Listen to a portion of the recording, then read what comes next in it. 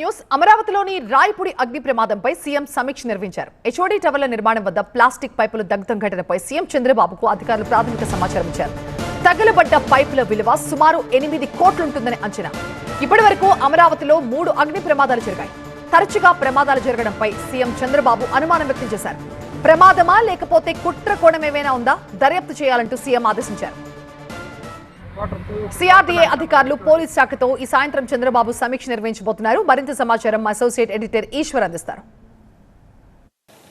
నిర్మాణంలో ఉన్న రాజధాని అమరావతిలో నిరంతరం అగ్ని ప్రమాదాలు జరుగుతున్నాయి. ఇటీవల చోటు చేసుకున్న 2 భారీ అగ్ని ప్రమాదాలతో ఒక్కసారిగా అడ్మినిస్ట్రేషన్ కూడా ఉలిక్కిపడింది. ఇటీవల వెంకటాయపాలెం దగ్గర జరిగిన ఎల్ఎన్టీ యార్డ్లో పెద్ద ఎత్తున ప్లాస్టిక్ పైపులు తగలబడ్డాయి. ప్రస్తుతం మనం చూడొచ్చు, ఇవి ప్లాస్టిక్ అంటే కూడా అంతకు మించిన పాలిథిన్కి సంబంధించి వీటిని అనేక రకాలుగా యూజ్ చేసే మెటీరియల్. ఇది ఉదాహరణకి అంటే పవర్కి సంబంధించి కావచ్చు, అండర్ గ్రౌండ్లో మిగతా వాటర్కి సంబంధించి కావచ్చు, లేకపోతే మల్టీపర్పస్ పైప్స్ అంటారు వీటిని. భారీగా ఇవి దాదాపుగా ఇక్కడున్న స్టాక్ 10 కోట్ల రూపాయలు విలువ చేసే పైప్స్ ఉంటాయి. ఇవన్నీ ఒకసారిగా రాత్రి తగలబడడంతో వాటిని మంటలు చల్లార్చి దానికి పెద్ద ఎత్తున కృషి చేయాల్సి వచ్చింది. అయితే ఈ సమీపంలో జనసమూహం ఏమి ఉండదు కాబట్టి ప్రాణ నష్టం జరగట్లేదు, కానీ పెద్ద ఎత్తున ఆస్తి నష్టం నిరంతరం జరుగుతుంది. ఎందుకు తరచూ ఇలాంటివి జరుగుతున్నాయి అన్నది ఇప్పటికీ అర్థం కాని పరిస్థితి. ఎందుకంటే ఇక్కడ జనసమూహం ఉండదు కాబట్టి ఎవరైనా చిన్నపాటి నిర్లక్ష్యానికి సిగరెట్ తాగడం లాంటివే, లేకపోతే ఇంకేదైనా రాత్రిపూట చలిమంట లాంటివి వేసుకునే ప్రయత్నం చేస్తే అక్కడి నుంచి వచ్చాయా, లేకపోతే ఇంకేదైనా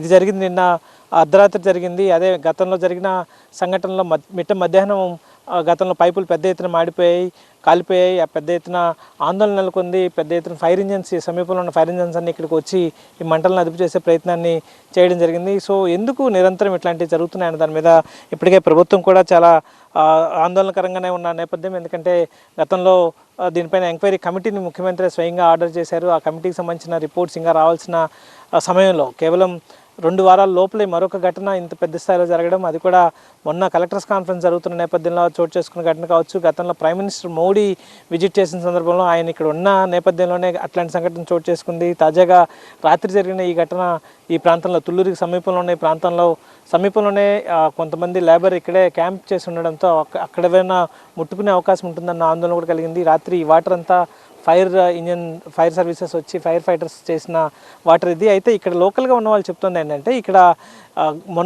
ఇటీవల కురిసిన అకాల వర్షాల వల్ల ఇక్కడ వాటర్ కూడా ఉండింది. అదే సమయంలో వెదర్ కింద గ్రౌండ్ కూడా చాలా తడిగా ఉండింది. కేవలం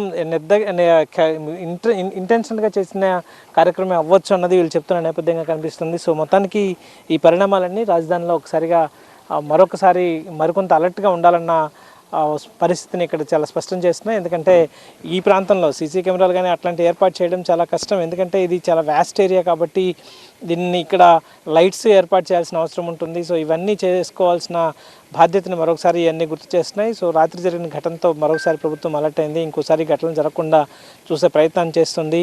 ప్రధానంగా ఆ కారణాలను అన్వేషించే పనిలో పడింది.